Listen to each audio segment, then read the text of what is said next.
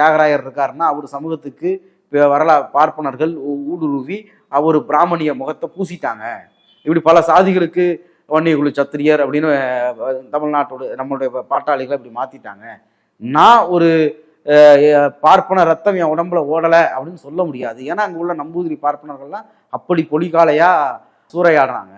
இப்படியான எந்த வரலாற்று திரிவுகளும் பண்ண முடியாத திராவிடர்களா நீங்க இருக்கீங்க. அதனால நான் உங்களை ஆதி திராவிடர்கள்னு சொல்றேன் அப்படிங்கிறத ஒரு பெரிய விளக்கம் கொடுத்து விழிச்சு பேசுறாரு. அவங்களுக்கோட அரசியல் உரையாடல் நிகழ்த்துறாரு. அப்போ அந்த கட்சியுடைய மூலவர்களே இப்படிதான் பேசியிருக்காங்க.